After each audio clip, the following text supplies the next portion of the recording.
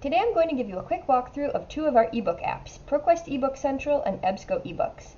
In my previous video, I showed you how to find ebooks using Primo. Primo is great because it searches through everything at once, but you can also search for ebooks using a specific database.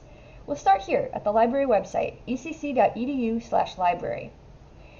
Click on Library Resources, and then Databases.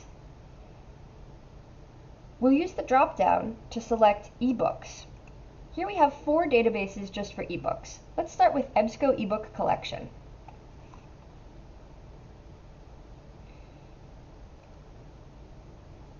I'll search for depression.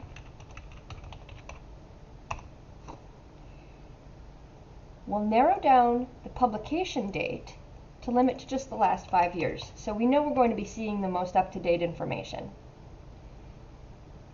This one looks interesting, Superhero Therapy. This page gives us information about the book, a description, the author. We also have the same tools we've seen before, where we can save the book's record to Google Drive, we can get a permanent link, and we can get the citation. Just scroll down to APA format, and as always, make sure that you double check these citations before you turn in your paper. Sometimes the formatting is a little bit off. To read the book, I'll click on EPUB Full Text. Now what's great about ebooks is that you can search inside to find what you're looking for by clicking here on Search Within. If I search for trauma, it's going to show me all of the places in the book that use the word trauma. The temptation with ebooks is to copy text and paste it into your paper. Be very careful when you do this. Most of the time, it's better to paraphrase the text. Put it into your own words. You'll still need to include a citation because even though they are your own words, you're still using information you found in the book. If you do use a direct quote, you'll need to put it in quotation marks or block quote for longer quotes. A librarian can help you figure out exactly how to format the citation. Now let's take a look at Proquest Ebook Central, another ebook database. This time let's use the advanced search. I'll put in my keyword, depression, and I'm going to limit to the last 5 years. And let's make sure that we're only seeing books that are owned and subscribed to by my library so that I know that I can read them right away. I'm seeing lots of results here.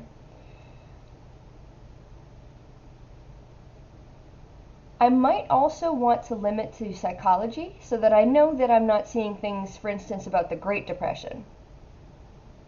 Okay, so once I find one that looks good, well, this is in French. If you want to, you can limit to just English. That'll narrow it down slightly more. But once you find one that looks good, you can click on the title, and that takes you to this page where we have information about the book, table of contents, and so on. Because of copyright laws, it limits how many pages you can print or download, so be aware of that. If we use any information we find in this book, of course, we'll need to cite it.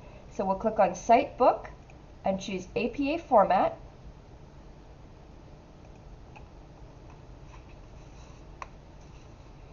And now we want to read the book. We'll read it online. Here again, we can search within the book for specific words. And this shows me that it's mentioned quite a bit in Chapter 4. So I want to go there. Chapter 4 is about depression and trauma. And you'll see up here on this toolbar, I can highlight or add notes. So if I want to highlight something, I can click on this highlight button. And when it does that, now it's highlighted, and I can come back to my highlights by clicking on the star over here on the left. It shows me I have 3 highlights in Chapter 4. I can also add notes by clicking on this little note button. As soon as you add any kind of annotation, it saves the book to your bookshelf so that you can come back to it later. So here I have 2 books on my bookshelf. It's telling me I have 3 annotations.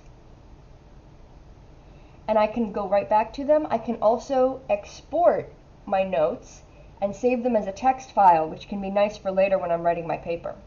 So that's good for right now. As always, feel free to get in touch if you have any questions. Happy reading!